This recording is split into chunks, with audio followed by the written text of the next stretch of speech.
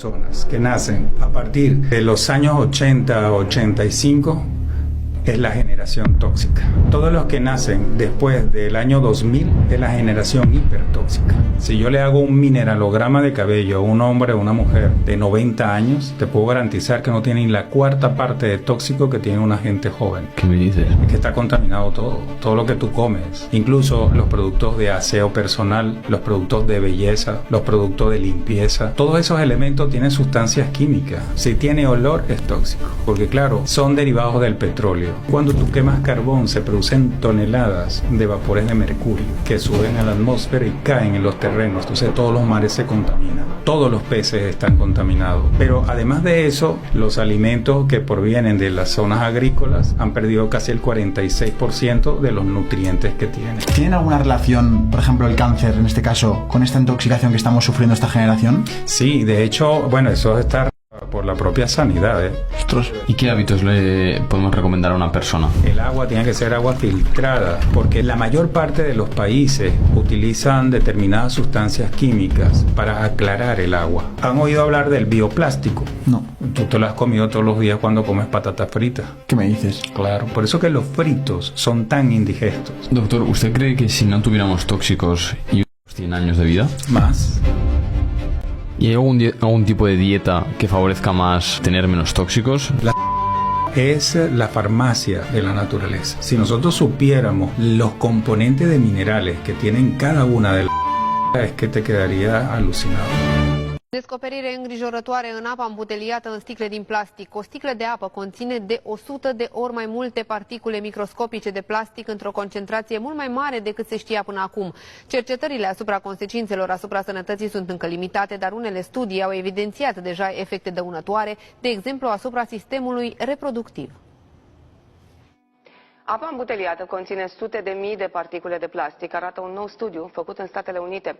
Unele sunt atât de mici încât pot invada celulele corpului și nu pot fi văzute nici la microscop. Această descoperire oferă un indiciu și în privința altor băuturi și alimente ambalate în plastic. Folosind o tehnică nouă, cercetătorii au descoperit că apa îmbuteliată, vândută sub diferite branduri, poate conține de 10 până la 100 de ori mai multe bucățele minuscule de plastic decât se estima anterior. Într-un litru de apă au găsit în medie 240.000 de particule din 7 tipuri de materiale plastice. 90% au fost identificate ca nanoplastic, iar restul au fost microplastic, diferența dintre ele fiind ordinul de mărime doar. Cele nano sunt de 1000 de ori mai mici decât lățimea unui fir de păr uman, pot migra prin țesuturi și pot ajunge în sânge, creier, inimă, lucruri deja confirmate de alte cercetări. Ce nu este încă foarte clar este ce impact au asupra organismului. Unele studii au evidențiat deja efecte dăunătoare, de exemplu asupra sistemului reproducător.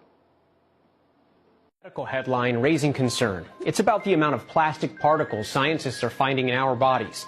In this case, inside the brain. Here's ABC's Lionel Moise. This morning, a new study is raising concern about microplastics after researchers found an entire spoon's worth inside samples taken from human brains. They are tiny little shards of plastic, smaller than 5 millimeters. They found approximately 4,800 milligrams per gram of microplastics in brain tissue. And what the researchers are saying, this amount that they found pretty much equals a standard plastic spoon. The study looked at brain samples collected in 2024, finding a 50% increase in microplastics compared to samples collected back in 2016. We use plastic every day, and the amount of plastic that we've been using as human beings and just in the environment has really been increasing over time. While the headline may sound alarming, doctors say the study of these microplastics is still in its early stages. Definitely not enough research to draw any concrete conclusions. Back in December, a study raised concern about black plastic commonly used in kitchen utensils, claiming it could expose users to dangerous levels of flame retardant. But the researchers later issued a correction, saying a math error had overstated the risk. In this study, despite the research being in its early stages, doctors say there are simple steps you can take now to reduce exposure to microplastics. metal, other things that we can use to store our food. That's a great alternative to using plastic. A single-use plastic container, only use it one time. And also kind of be cognizant of where you're storing plastics. Don't leave water bottles in cars that can heat up and increase your exposure to microplastics. The study also found higher levels of microplastics in brain samples from dementia patients, but again, experts say it is too early to draw any conclusions on whether plastics can be linked to dementia.